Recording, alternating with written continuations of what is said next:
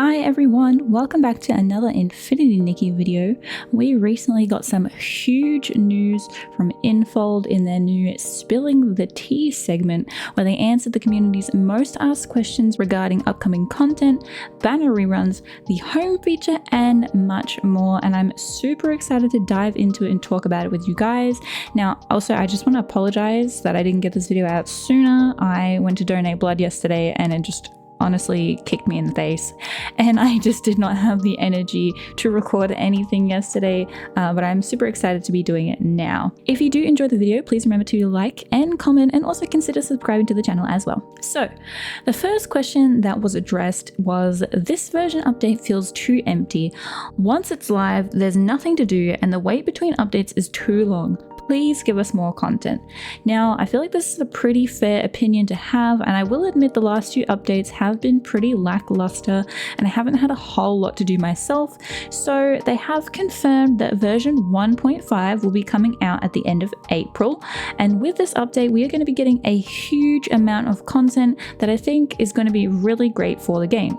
So in version 1.5, we are finally getting our hands on the dyeing feature that was teased back in version 1.3 with the Bull Care Day event. With this new feature, it seems we will be able to finally customize individual pieces of an outfit, which is really great because, you know, sometimes there's a piece that you're like, wow, this is really cute, but I just don't like it in that color. So it'd be really nice to have that customizability to be able to change things and make it suit your style. But what's even more exciting than that is they've also mentioned that we'll be able to swap what they've called dyeing schemas between stylists, which sounds really cool. I'm not sure how this is going to work exactly, but I think that this feature is going to be really great for bringing stylists together, sharing our different creativity, and creating some really amazing outfits together. And I am definitely really looking forward to this feature. Version 1.5 will also bring us a new map called Serenity Island, but what is really cool about this is that it's apparently going to be multiplayer. Now, they didn't go into too much detail here. I'm really hoping it'd be sort of like a MMO where it's a small server shard. Maybe there's like 25 Nikkis per map that we could see and interact with. However, I doubt that it is actually going to be like that. I'm thinking it's probably more going to be a multiplayer feature where you can invite your friends, maybe with a maximum of like 4 people in a party, and you get to explore the map with them. Maybe there'll be some challenges or mini games that you guys can do together. Either way, I think it's going to be a really, really great feature, and I'm very looking forward to a multiplayer aspect, and hopefully we'd be able to take some cute photos together as well. Serenity Island has been described as a magical place that is home to the PCs, which I know a lot of stylists will be really happy about, because I know a lot of us are very fond of the PCs and would love to see some more story surrounding them. So apparently there is going to be a whole lot of bubbles and quirky bathing culture, which sounds very intriguing. I am personally hoping that Nikki is going to be learning how to swim here so that we don't drown all the time. But personally, I am super looking forward to getting a new map to explore. I can't wait to see how the multiplayer aspect is going to be implemented into the game as well. They have also mentioned that version 1.5 will be featuring a ton of new outfits to craft and collect.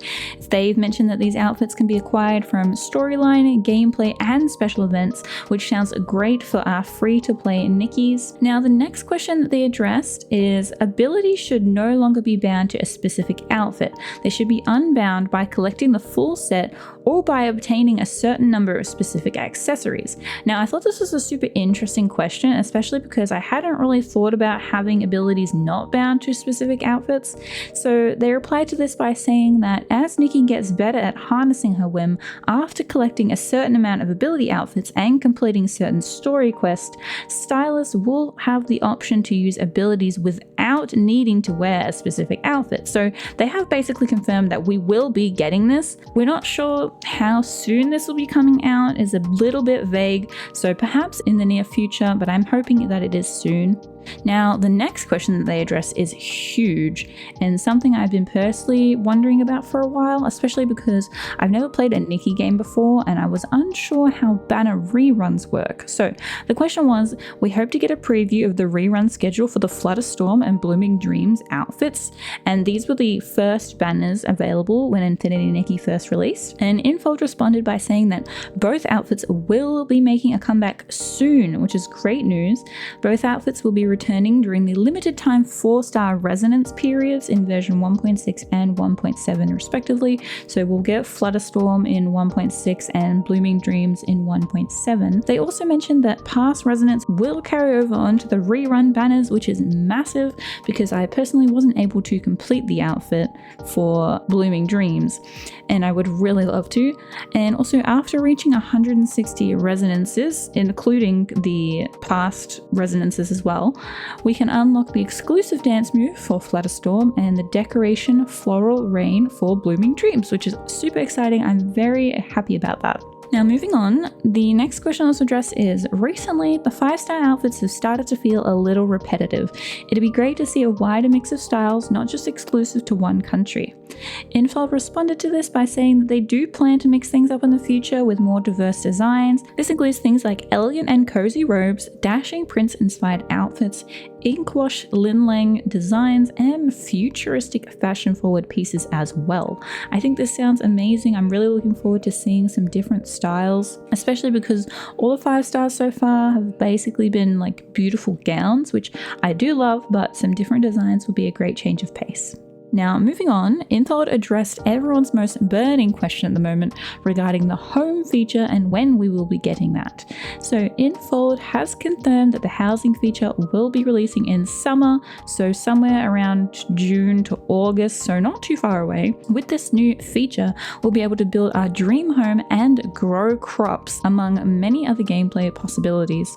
I had no idea we'd be able to grow crops, so this news is really exciting, and I always love decorating in game, so I'm really looking forward to having my own little house to decorate and get creative with. Infold went on to say that they want this feature to seamlessly integrate into the open world, which sounds like they're making sure it's not going to be a separate map that we'll have to load into, but a part of Mirrorland that we can come and go to as we explore the open world, which I think sounds so great, and it will make the home feel so much more alive if it's just part of the open world. They've said that they will be offering us some basic house templates as well if we need some inspiration, but these will be fully customizable so you can completely redesign them as well if you want.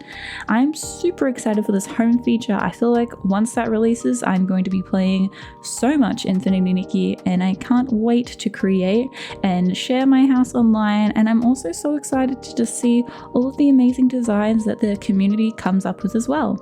Infold has also mentioned that they're working on some exciting partnerships, including charity and cultural heritage collaborations to look forward to in the future. Next, they address the question, could you make all those outfit handhelds into separate items, especially the shepherdess staff? This is a huge one because a lot of people were upset that the staff was not an item, and Infold responded to this by saying that this is in the works and they have heard our feedback, so hopefully we will be getting our hands on that staff in the near future. So that is everything that was covered in Spilling the Tea. I feel like we got some really helpful insight into the future of the game, what the devs have planned, and not only this, but I also feel like we can see that they really are listening to the community's feedback and complaints, which is really great to hear. I think the future of Infinity Nikki is bright and we have a lot to look forward to. Let me know in the comments what you're most looking forward to, and I will see you in the next video. Bye everyone.